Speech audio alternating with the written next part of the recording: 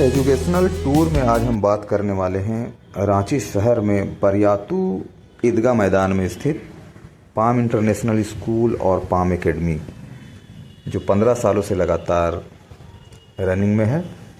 और आज हम बात करने वाले हैं स्कूल के चेयरमैन जनाब महमूद आलम साहब से, जो पाम इंटरनेशनल स्कूल और पाम एकेडमी के चेयरमैन हैं। आज हम उनका संदेश कवर करेंगे। पाम एकेडमी के कार्यालय पर हम पहुंच चुके हैं और आप देख सकते हैं कि काफ़ी खूबसूरत कार्यालय है और यहीं से पाम एकेडमी को ऑपरेट किया जाता है। पाम एकेडमी अभी एक नया एजुकेशनल सेंटर की शुरुआत की जा रही है।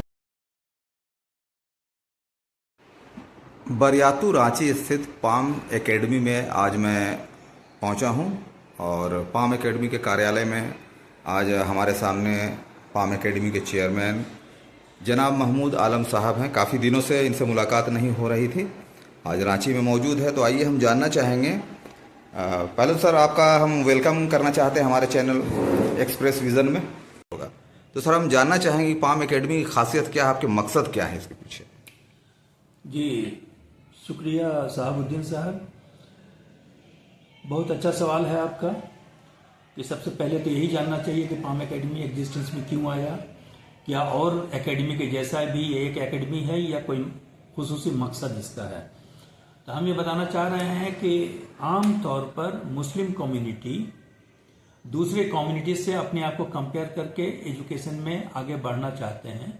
तो सबसे बड़ा मसला होता है कि हमारे जो मजहबी एतबार से, रिलीजियस एतबार से जो हमारे मसाइल है, वो मसाइल दूसरी जगह पर जाने से सॉर्ट आउट नहीं होता है। तो पहले तो एक ये बात। दूसरी बात ये है कि हमारे कम्युनिटी में इस चीज़ की बहुत कमी है कि हायर एजुकेशन को लेके हाई क्वालिटी इस्टेब्लिशमेंट के साथ जो है ना कोई किसी चीज़ को बच्चों के लिए तालीम और तरबियत के इंतज़ाम किया जाए। तो ये एक दो जो है ना खास बात थी। उसके साथ ये मामला था कि हम लोग 10th तक अपने बच्चों को पढ़ा रहे थे और 10th पास करने के बाद जो बच्चे जा रहे थे तो कहीं ना कहीं दूसरे इंस्टीट्यूशन में जाके उनके खास तौर पर बहुत सारे मसाइल का सामना करना पड़ रहा था। उन तमाम तर मसाइल को लेते हुए हम लोगों ने एक कंप्लीट एंड कॉन्क्रीट जो है ना प्रोग्रामिंग के तहत पाम एकेडमी को एग्जिस्टेंस में लाए। पाम एकेडमी की खासियत यह है कि जहां हम क्वालिटी एजुकेशन के साथ कंप्रोमाइज नहीं कर रहे हैं, वहां हम दीनी एतबार से भी बच्चों के लिए वो माहौल देना चाहते हैं कि जहां उनको आखिरत के साथ कंप्रोमाइज नहीं करना पड़े। तीसरे जो सबसे बड़ा मसला ये है कि जब कोई एड में हम जाते हैं तो लड़की लड़का के मिक्सिंग की वजह से लड़के या लड़की के जहन पर जो चीज निगेटिव इम्पैक्ट पड़ता है, जो उनका पढ़ाई को डैमेज करता है। चौथी चीज जो आज के डेट में सबसे बड़ा फितना बन के उभरा है वो है स्क्रीन टाइम। इस स्क्रीन की वजह से पढ़ाई भी बहुत अफेक्टेड हो रहा है। इन तमाम तर मसाइल के साथ बच्चे अगर हमारे निगरानी में 24 आवर्स के निगरानी में रहते हैं तो यकीनन हम इन मसले के हल के तौर पर एक बेहतर इस्टेब्लिशमेंट और बेहतर तालीमी निज़ाम लेकर हाजिर हो सकते हैं। तो मकासद के एतबार से ये तमाम तो चीज़ें थी।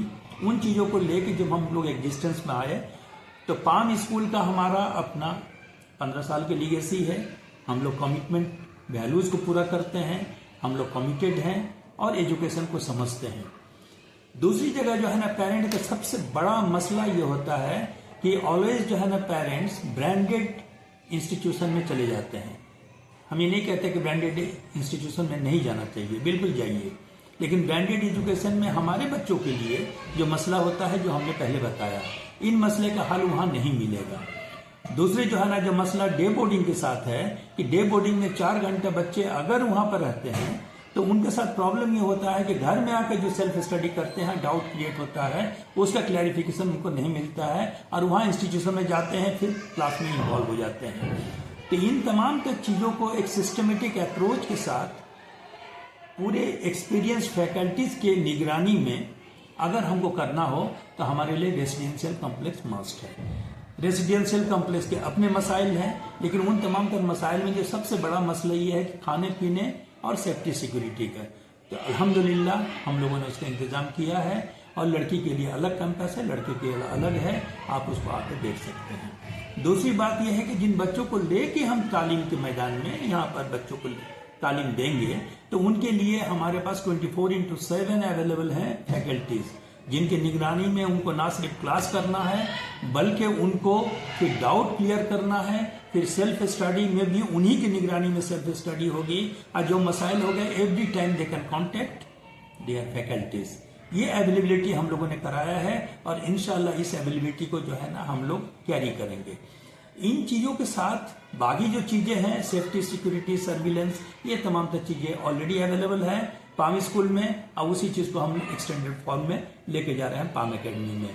तो अगर आप अपने बच्चों को लेकर बहुत ज़्यादा परेशान हैं और आपको सेफ एंड सिक्योर्ड और ट्रस्ट वर्दी कोई आदमी नहीं मिल रहा है, इंस्टीट्यूशन नहीं मिल रहा है, तो आप ज़रूर आइए और अपने आप को यानी कि पाम एकेडमी को किसी दूसरे इदारे के साथ कंपैरिजन इसलिए नहीं कीजिए कि दूसरे इदारे चाहे एलएन हो चाहे फीडीयू हो, दूसरे जो मसले के पढ़ाने के लिए जो वजूद में आए हुए हैं, सिर्फ हम लोग पढ़ा नहीं रहे हैं बल्कि तालीम के साथ तरबियत का भी हमारा एक मसला है, जिस पार्ट को हम लोग कवर करने की कोशिश कर रहे हैं।